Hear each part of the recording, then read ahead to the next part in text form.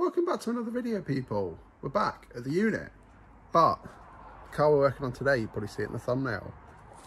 We have a new car. It is this, a lovely 1997 Saab 9000 2-litre turbo. So, how did this car come about? As you may have seen in the last video, I had that green Honda Civic. Had that since about April, I'd say. And as with everything, cars for me, I always fancy something different. So that came up on Marketplace and I was like, I messaged the guy and I was like, what did you spot from a Civic? He was like, yeah, great. So I ended up swapping the Civic and £400 for this. It's a pretty nice condition, 1997 Saab 9000 2-litre turbo, automatic, unfortunately, but it has the lovely B204 engine. So why is this car in the unit and I'm not driving it? Well, there's a few little issues, and also the insurance doesn't start on it yet. So I've got about a couple of weeks. Why not fix some bits that I won't want to do when I'm daily in it? So what have we got to fix on this? First off, when I test drove the car, it's only 150 horsepower, but it's slow as anything. So we need to have a look around, see what the issues there are. I've already found a few. So this is the boost, sort of like a diverter valve basically. And the vacuum line was just kind of falling off here and just doing nothing there. I've traced that back and it runs all the way under, connects to here. You can see this is just covered in oil and it's just fallen to bits. So one, it's not really going to cause an issue. It's just not going to have recirculating there, so it's going to make more turbo flutter. But the main issue is at this end, because that's just a big vacuum leak. So we've got that to sort. There was another issue as well, which was a crankcase breather pipe that goes under the throttle body on this little kind of brass hole thing, and that popped out the throttle body. So again, maybe a hole that big, just open. So just, again, a massive boost leak. It's a slight oil leak from the end of this sort of cam end seal. They're fairly common for leaking. I've just smeared some sealant in there, so hopefully that might help that. It needs a service, so I've already done an oil and filter change on it. That was nice and cheap, about £5-6 quid for a Bosch filter, and then about £10, well £15 I think for some Manol oil. So that's all sorted.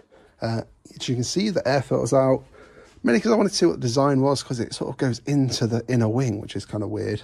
But I'd kind of like to make a intake for this and get rid of this, and then we can just blank that off and use that for like a boost gauge or something, that vacuum nipple, but we'll see. As you can see on this corner, the actual arch trim's off. It's because I had the inner arch liner out. So basically you'd pour washer fluid in and it would just come straight out. Thankfully that was just a split rubber pipe, so I've put that back on, but I've not had a chance to fit the inner wing yet, mainly because of access to the auxiliary belt, because I think I'm going to change the auxiliary belt because it's all cracked. Bodywork on the car isn't too bad. It's got some scrapes, but mainly this 90s red paint is not in good condition. It is all faded, so it needs a good polish. So the car itself runs good. It's done 122,000 miles. As I say, it's automatic, unfortunately, but great for a daily. I've got some bits taken out at the moment. I've taken the stereo out, so we're going to be fitting a different stereo. Checking what size the speakers are. Going to be changing the speakers. They're all split. I absolutely love the shape of this car. It's really, really cool. It's on these OEM Ronal wheels. I have got the centre cap for this one. It's just taken off. They look really good, so I will be keeping those. What I think we're going to do is just lower it a bit to get rid of some of that arch gap, make it look a bit better. From what I understand, the guy who before me had this did loads of miles in it, but before that, it was owned by, I don't know if it was a family or just one guy, but it spent most of its life in France because they used it as a holiday car. So it came with a set of French plates, and there's also lots of random French bits on it. I don't know if that's French insurance. These are the French plates that came with the car, which is quite cool, I think, to have. The car was delivered from Gloucester Saab originally. It's still got a fair bit of its paperwork, which is nice to have. This side, the paint isn't as bad. It's still got a few scrapes and stuff, but it's not as bad. I've given it a nice clean out inside. It's pretty nice on it, to be fair. Sort of grey cloth interior, and really nice and comfy inside. The French sticker there. It did at one point have the reg 333 CRT, but not sure what that is. Déchetterie. Who knows if it's a parking thing, or maybe someone can tell me in the comments. with this being a daily, we're not going to do too many mods, as I mentioned.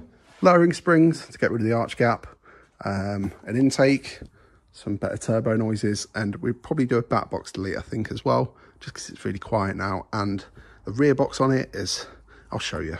Unsure how well you'll be able to see this, but the tip's all wonky. And it looks like, as you can see there, it's looks like it's hit a curb at the back here, and it's kinked all this, and the hangers are missing their rubbers. It's currently held up by some sort of strap. Underneath, the car's really nice and tidy, to be fair. There's no rot where these usually rot. It's got a tow bar, which is quite cool. Might be useful for towing. Yeah, it's fairly tidy underneath, to be honest. I'm happy with how it looks. Also ordered some sort of pre-2000 font plates for it, so they'll look a little bit better rather than the modern ones. It has got an issue with the central locking, unfortunately. It's fairly common on these. I think the relays fail inside the module. I've tried resoldering the joints, because that's common as well, where they crack, but it's not fixed it. It also thinks the driver's door's open, which is kind of annoying. So I don't know if that's contributing to it as well. Who knows? Show you inside a bit more. As you can see, it still thinks the door's open. It's quite cool. It's got like a readout, so you can see the voltage, MPG, miles to empty, which is really cool for a 97 car. It's got aircon that works, cool Saab vents, you know, they're kind of like 3D, which is pretty cool. Sort of aircraft inspired fastened belts, which is cool. Nice brushy kind of thing. The handbrake, big cubby in there. Loads of booklets with it. This is really cool. Nice quick reference guide. Books, all sorts of books. And then here you can see, I guess that was the guy who owned it before, Mr. C. Taylor, and that reg 333 CRT. Probably worth quite a lot of money now, that reg. I'll show you in the boot. It's absolutely massive in here. Surprisingly large. It doesn't look like it'd be as big as it is, but it is. The seats fold down as well. You've got loads of room. That's that arch liner I've got taken out. It's got the parcel shelf. Speakers, be replacing those. I think there are 6x9s in there. Yeah, it's a fairly tidy car, to be honest. It's got a long MOT on it as well, so yeah. That'll be it for this video then. I just wanted to introduce the car. I'll try record doing a few more bits on it.